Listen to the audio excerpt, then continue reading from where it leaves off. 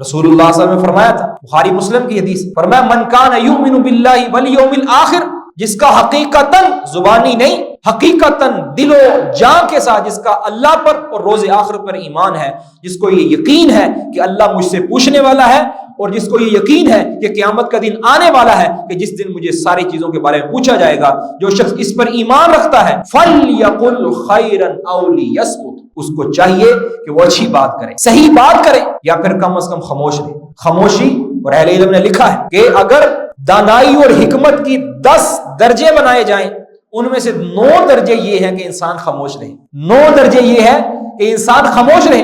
اور ان میں سے 1 درجہ یہ ہے کہ انسان لوگوں سے محتاط رہے۔ 10 درجے میں سے 9 درجے انسان کی خاموشی ہے، اور 1 درجہ کیا ہے؟ انسان کی محتاط، انسان محتاط رہے۔ اور فرماتے ہیں کہ محتاط رہنے کا معنی کیا ہے؟ محتاط رہنے کا معنی یہ نہیں ہے کہ انسان لوگوں سے الگ تھلگ ہو جائے، فرمایا کہ اس کا مقصد اور مطلب یہ ہے کہ انسان لوگوں کے اندر اگر بیٹھے، اگر تو خیر کی بات ہو رہی ہے ان کے ساتھ شامل ہو جائے، ان کے ساتھ اپنا حصہ ڈالے، اگر برائی کی بات ہو رہی ہے تو خاموشی اختیار کرے، اس کے اندر اپنا حصہ نہ ڈالے۔ ہم کیا کرتے ہیں؟ مجلس لگا لیتے ہیں، ایک مجلس کے اندر جو کمزور شخص ہوتا ہے اس کو ٹارگٹ کرتے ہیں، اس کو جھکتے بناتے ہیں، اللہ رب العزت کے عذاب کو، اللہ کے غضب کو دعوت دیتے ہیں، ایک شخص کی ناموس، اس کو ہم تباہ کرنے کی کوشش کرتے ہیں۔ ہمیں اس کا اندازہ نہیں ہوتا کہ ہم کیا کر رہے ہیں، لطف لے رہے ہوتے ہیں، مزے لے رہے ہوتے ہیں، سرور مل رہا ہوتا ہے، کہکے لگا رہے ہوتے ہیں، لیکن حقیقت کے اندر ہم اپنے آپ کو اللہ کے عذاب کے لیے پیش کر رہے ہوتے ہیں، اپنے آپ کو اللہ کے عذاب کے لیے پیش کر رہے ہیں۔ ایک مومن کی حرمت یہ کعبۃ اللہ سے بھی زیادہ ہے، کعبۃ اللہ سے بھی زیادہ۔ اور رسول اللہ صلی اللہ علیہ وسلم نے صحیح بخاری اور صحیح مسلم کے اندر نبی صلی اللہ علیہ وسلم نے 10 ذو الحجہ کو اپنے حج والے دن، حج کے موقع پر 10 ذو الحجہ کو نبی صلی اللہ علیہ وسلم نے خطبہ دیا تھا، اور آپ نے فرمایا تھا کیا تم جانتے ہو اس شہر کی حرمت، تم جانتے ہو اس دن کی حرمت، تم جانتے ہو اس مہینے کی حرمت؟ آپ نے فرمایا یہ تینوں حرمتیں تمہارے دل کے اندر موجود ہیں، تو یاد رکھو ان اعراضکم واموالکم ودماءکم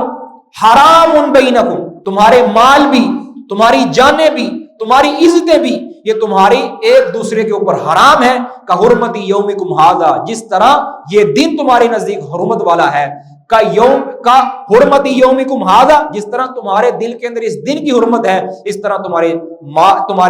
بھائیوں کے مال، تمہارے بھائیوں کی جان اور تمہارے بھائیوں کی عزت بھی تمہارے اوپر حرام ہے۔ جس طرح تمہارے اس شہر کی حرمت تمہارے دلوں کے اندر ہے، اسی طرح تمہارے مال، تمہاری جان اور تمہاری عزتیں ایک دوسرے کے لیے حرام۔ جس طرح یہ بلد، یہ شہر تمہارے لیے حرمت والا ہے، اسی طرح تمہارے بھائی کی جان، تمہارے بھائی کی مال اور تمہارے بھائی کی عزت تمہارے لیے حرام۔ تو اپنی زبان کو ہمیشہ خیر کے لیے کھولنا چاہیے، خیر کے۔ مسند احمد کے اندر اور دیگر کتب حدیث کے اندر ایک حدیث ہے، سیدنا برا بن عازب رضی اللہ تعالیٰ بیان کرتے ہیں کہ ایک اعرابی رسول اللہ صلی اللہ علیہ وسلم کے پاس آیا، آ کر بات کیا کی، اللہ کے رسول مجھے ایک ایسا عمل بتا دیجئے، علمنی بعمل یدخل الجنہ، مجھے ایک ایسا عمل بتا دیجئے جو مجھے جنت تک پہنچا دے۔ کیا خواہش ہے، کیا تمنا ہے، کیا وصیت ہے، کیا سوال ہے؟ نبی صلی اللہ علیہ وسلم نے بھی اپریشیٹ کرتے ہوئے فرمایا کہ تم نے جو سوال کیا ہے، اخسرت الخطبۃ واعرضت المسألۃ، تو نے سوال